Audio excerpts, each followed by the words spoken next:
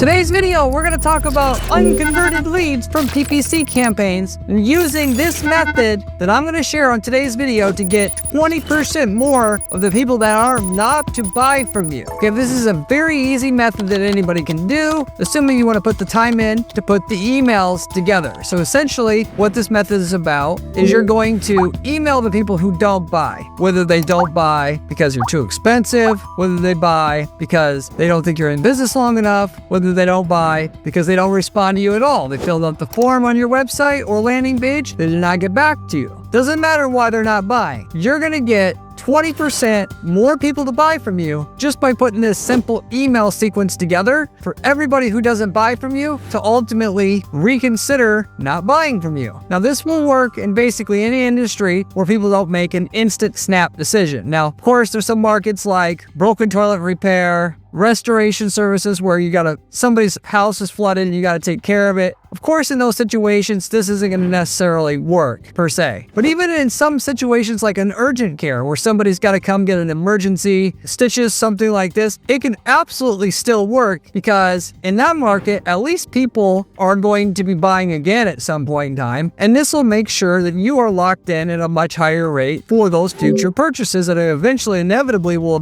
make or should make, so to say. Unless they're going to buy once and only once and buy right away or nothing, this method is going to get you 20% more revenue. I guarantee it. I'm going to go over a case study proving this in an actual market where we've deployed it so you can see the exact method, how it works for yourself and how to deploy it for your own self. So with that said, I'm going to go through what this method is and then I'm going to get into the case study as I promised here so you have everything you need to do it. Now, what this process involves is, as I kind of touched on before, the user is going to convert on your website. They're going to call, they're going to fill out the form. Then you're going to follow up with them 7 to 15 times, which the average company is only going to follow up once or twice. They get a form lead, they paid who God knows what for it, hundreds of dollars potentially. And then if the person doesn't answer after 1 or 2 times of reaching out to them, which normally this is the type of thing a salesperson would do that's busy because they're not feeling the cost of the lead, what they didn't have to pay for the lead, and then they'll just stop and give up on that person right away. Whereas if they would have just followed up with them a few more times, they would have got contact with them. Or they got a quote, they spend time driving out to the customer's house or whatever, giving them a quote, and they didn't follow up with them to see what decision they have or what they can make. A lot of times you can even, when somebody says, hey, I'm going with the competitor, you can be like, okay, you know what? What did they say that they will charge? What will they do? If I give you a 10% better deal than that, will you reconsider? And you can get deals that way. But bottom line, 7 to 15 times should be the minimum times you follow up with the user, already respond already, and then you didn't give them the quote already. And then another 7 to 15 times after they got the quote to make sure that you lock in as many purchases as you can. And this should be done through text message, email, phone. Why? Because it's going to get you the best response. A lot of people don't check their email, but they check their text. A lot of people don't use text messages on their phone really, but if you call them, that'll get through to them. So the more you do, the more the response rate and the more sales you get. And the faster you, of course, reach out to them, the better. I've talked about it in many videos, and nobody does, by the way, a software called Calldrip that immediately turns a form fill into a phone call. The form's filled out, it immediately calls your salesperson, it whispers to them by a robotic voice who filled out the form, a way to immediately be in contact with that user. It'll say like,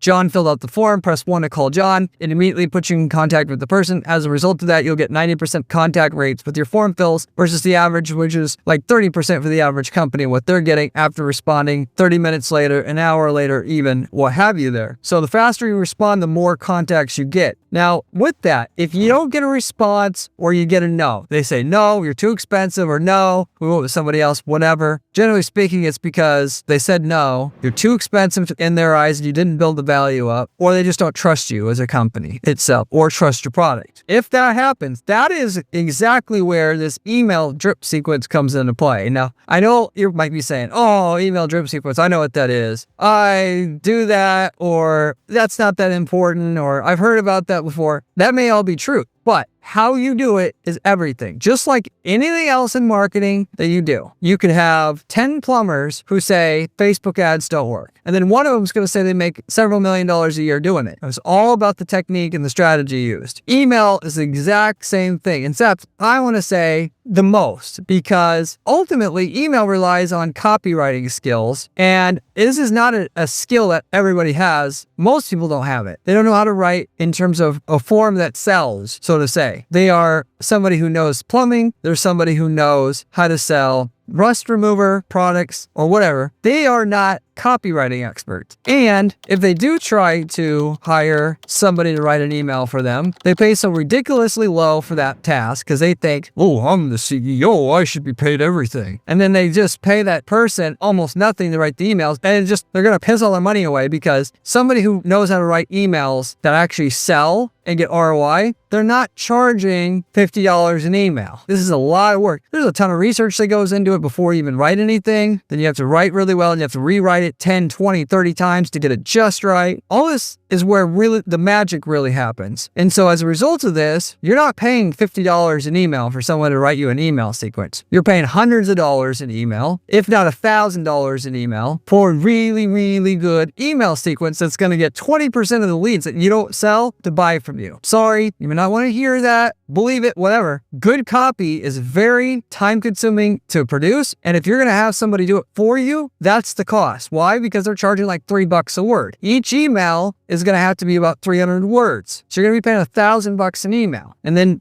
you need 30 emails to get 20% more sales out of the same leads you already got. So you're looking at $30,000 in terms of an email sequence when you add it all up. Each email that you have is going to bring in a trickle more sales without having to spend a penny more on ads. If you're spending $10K a month or more on PPC ads right now for yourself, you need to be doing this for sure, because that $10K probably brings in, let's say, 60 grand a month in sales. What, instead of getting 60, now you're getting 72, 75,000 in sales with no extra marketing cost. So on that 60,000, you were normally netting profit, let's say, of 12K, but that extra little bit had a lot higher margin. So instead of 12K in profit, now you're getting about 16K a month in profit. You've now effectively increased not 20% of your profitability in terms of, you didn't increase it just 20%, you increased it 35%. And all you had to do is pay as a one-time cost, the 30K to get the sequence set up. And now you're making an extra 8K a month in profit forever. This thing works for years once it's set up. Fundamentally, in most markets, it will work for years. 8K, 8K, 8K. So this 30K that it costs to set up, you've got it paid off month 4. And now for the next 5 years, it's all just printing extra money for you consistently from then on. Now, you may say, it's too expensive still, or I don't want to pay it. Well, okay, then just do it yourself. You can learn how to do copywriting yourself. It just takes a long ass time to know how to write really good copy. And I've been really impressed by what are the clients that I work with and these CEOs, business owners, entrepreneurs can do as far as copywriting. Because if you're smart enough to run a business successfully, you can learn how to write copy. You can. It just takes a long time. You just got to work at it. At the very least, what I would want to do is hire a copywriter, a real one, not some bullshit,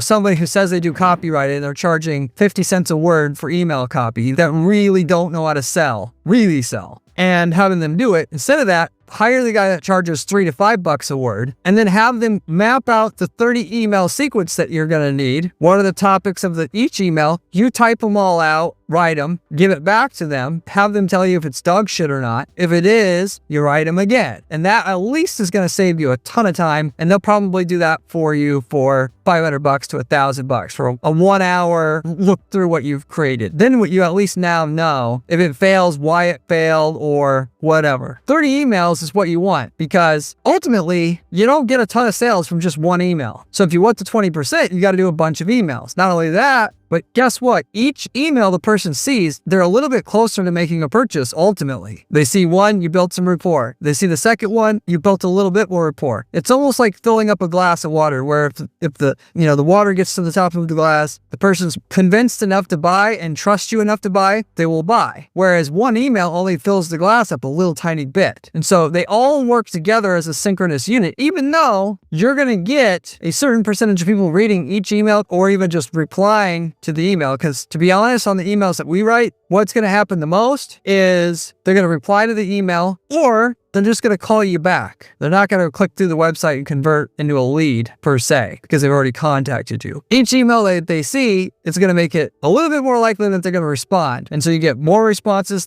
Every email, the chances that they're going to respond increases the more emails that they've seen. If you do it right, you want to do an email sequence like this, as per what I found kind of what basically works the best. Day 1, day 2, day 3, day 7, day 14, day 21, day 28, and then every 30 days after that. Why? Because when somebody's hot and in market for your product or service, you don't want to miss before they actually make the decision to buy from somebody. But a bunch of people don't buy from anybody at all. They inquire about a kitchen, not actually hiring anybody. In fact, in a market like this, we know 2/3 of people aren't buying from anybody at all. 1/3 of them are. 2/3 are not buying within the next 30 days. They're going to buy at some point in the future, or maybe also never at all. And that's where this magic comes in. But even products that you think like, well, it's not optional, most people are going to buy right away or nothing. That's not the case either. Even if they were going to buy fence post repair kits or kit fix a fence post, you would think they're going to buy that right away or nothing because their fence post is broken. No, they won't. A lot of people think that they want to do that, but when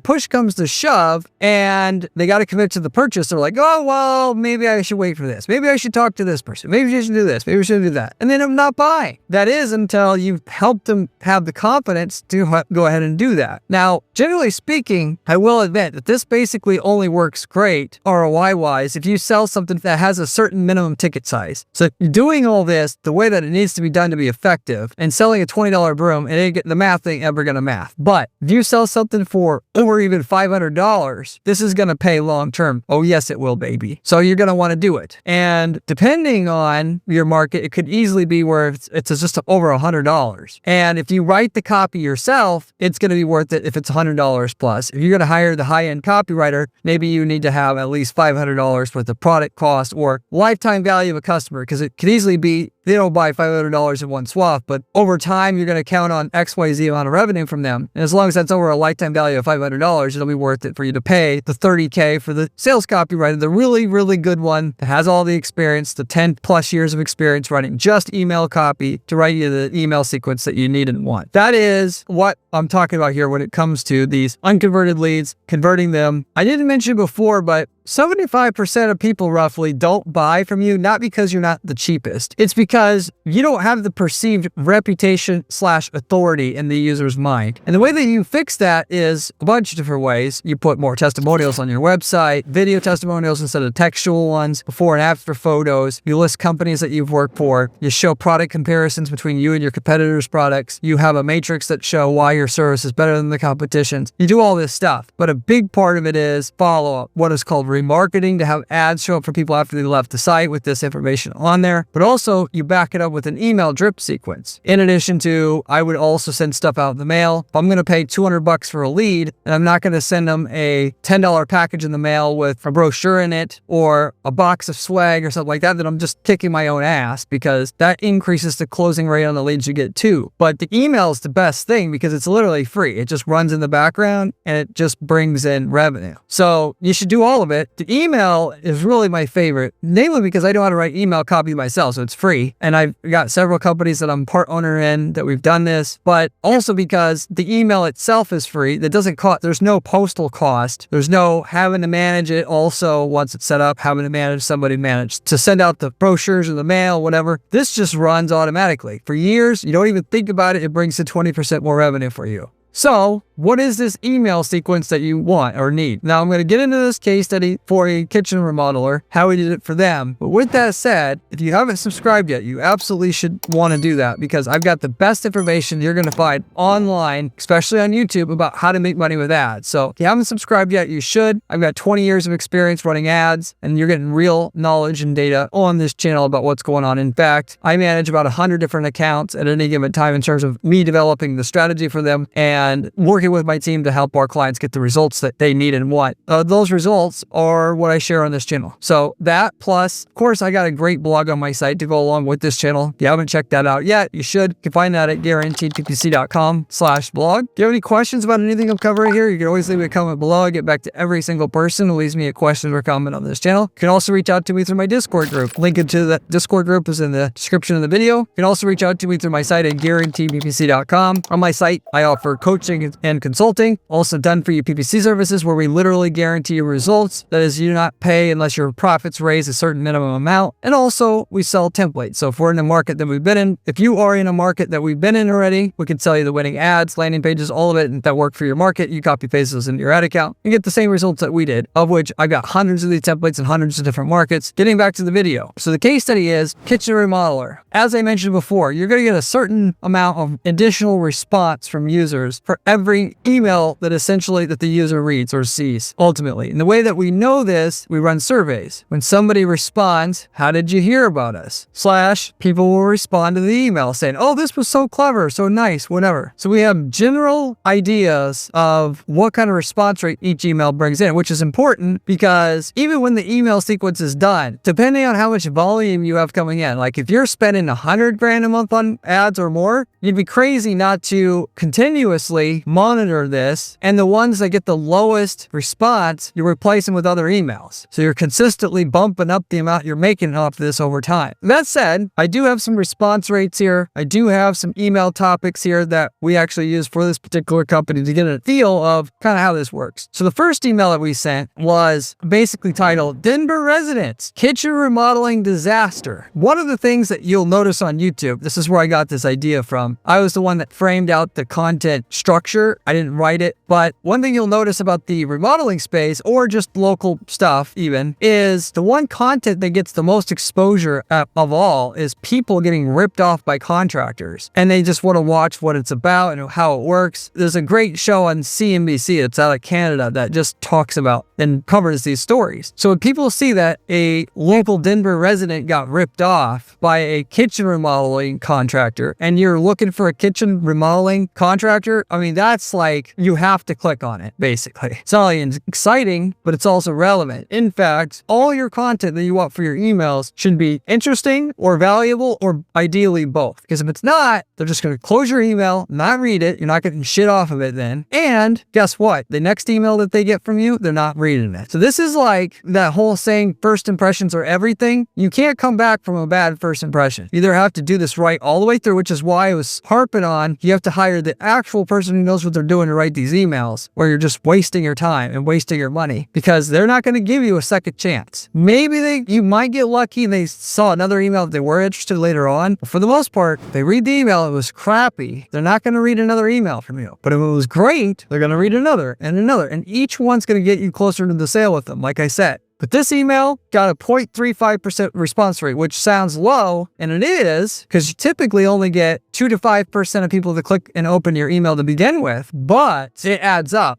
Each email brings in a little bit more, a little bit more, a little bit more. So, if you get 3% of people to open it, and then 10% of those will respond / call you, those are already really good numbers as is. If you wrote a shitty email, you get like 0.05 people to respond. But that's how much this can do if you find the right topic / angle. 80% of it is the topic, to be fair. But if you have crappy content and they start reading it and it's boring, you still killed it. It's really, you have to find out what people care about. What do they want to see and hear about? Then it's, do you have enough writing skill to keep them hooked? Which the best way that I've ever heard to describe the copywriting process is, when somebody reads your headline, does it make them want to read the first line in the body copy? If so, and they read the first line in the body copy, do they want to read the second line? And then really, as what the user's doing is saying to themselves, do I want to keep reading? Do I want to keep reading? Do I want to keep reading? If you're a good enough writer, they'll stop asking that question to themselves at some point along the way, and they have to read it all. So at the beginning, you're selling them on reading just a little bit more, a little bit more, a little bit more, a little bit more, and at some point you've got them hooked. And that's really what you got to be able to do and pull off here. But that's the first email. Second email was kitchen styles considered tacky in 2025. Nobody wants to buy a new kitchen that people are going to say is tacky, or granite countertops tacky now, or having matching cabinetry that matches your appliances. Is that tacky now? Is that out of style now? And this is really good information for somebody that's in market for what you're doing. So if you're selling belts, for instance, wouldn't you want to know the type of belts that people are making fun of because they're so outdated? You'd want to know that information for sure, right? So you as an expert, knowing your field better than any 99.9% of people out there, why are you not taking your knowledge and packaging it up like this? Somebody that you know is in market for your product so that they can get it and then be more likely to do business with you. This is really all this is. That got a 0.21% response rate in and itself. Number 3, email. Denver residents saving thousands on their kitchen through Materials Direct. So this taps into, hey, they want a deal. Everybody wants a deal. I don't care if you're rich, poor, whatever. Everybody wants a deal.